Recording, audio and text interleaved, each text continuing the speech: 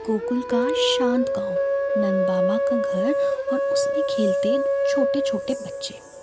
एक बलशाली बलराम और दूसरा नटखट मुस्कुराते हुए कृष्ण। एक रात नंद बाबा चिंतित स्वर में यशोदा मैया से बोलते हैं कि यशोदा, गर्गाचार्य जी हमसे मिलने गुप्त रूप से आना चाहते हैं। यशोदा मैया चौंक गई और कहती हैं कि गुप्त रूप से? आखिर क्यों स्वामी? नंद ने धीमे से कहा कि कंस हर जगह निगरानी कर रहा है।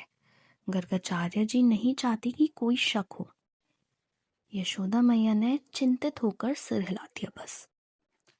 तभी रात के अंधेरे में तेजस्वी ऋषि गर्गाचार्य नंद के आंगन में प्रवेश करते हैं। नंद तुरंत झुककर प्रणाम करते हैं और कहते हैं, महाराज जी, आपका यहाँ आगमन हमारे लिए सौभाग्य की बात है। गर्गाचार्य मुस्कुराए और कहते हैं कि नंद, मैं तुम्हारे पुत्र का नामकरण करने आया हूँ। यशोदा मैया हाथ जोड़ती और कहती हैं कि महाराज, कृपया हमारे बच्चों को आशीर्वाद दें। सबको गायों के शांत गौशाला में ले जाया गया। दीपक धीमे धीमे जल रहे थे। कृष्ण हंसते हुए आगे बढ़े और गर्गाचार्य की दाढ़ी पकड़ ली। गर्गाचार्य भी मंद मुस्काए। अरे बालक, तुम बहुत लीला करने वाले हो।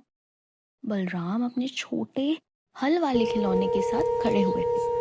गर्गाचार्य ने हाथ उठाया और कहा, यह बालक महान बल और साहस का धनी है।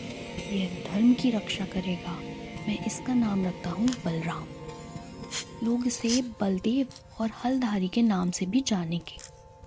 नंद बाबा गर्व से मुस्कुराए, मानो बलराम ने भी समझकर मुस्कान दी हो। तभी गर्गाचार्य ने नन्हे कृष्ण को उठाया और कहा कि कन्हैया ने अपनी कमल जैसी आंखों से जैसे ही ऋषि को देखा, वह बोले कि यह बालक अत्यंत विलक्षण है। यह जहां जाएगा खुशियां ले जाएगा, दुख मिटाएगा, प्रेम फैलाएगा। मैं इसका नाम रखता हूँ कृष्ण। यशोदा की आंखें नम हो गईं। कृष्ण खिलखिलाकर हंसने लगे। गर्गाचार्य गंभीर स्वर में बोले कि नंद, यह बालक अधर्म का नाश करेगा। यह कई जन्म ले चुका है। यह संसार की रक्षा करेगा और अंधकार में प्रकाश फैलाएगा। नंद और यशोदा प्रेम से कृष्ण को देखते रहे। उन्हें ज्ञात ही नहीं था कि ये छोटा सा बालक जगत का पालनहार है। जैसे ही नामकरण पूर्ण हुआ, गौशाला में एक दिव्य प्रकाश फैल गया। गाय मधुर स्वर में रम भई। हल्की सुगंधित हवा चली कि मानो प्रकृति भी उत्सव मना रही हो।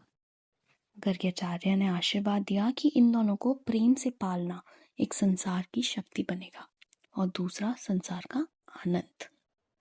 फिर वे चुपचाप रात के अंधेरे में चले गए। इस प्रकार गुप्त नामकरण में जन्म हुए दो दिव्य नाम, बलराम शक्ति का प्रतीक और कृष्ण आनंद और प्रेम का प्रतीक। राधे राधे।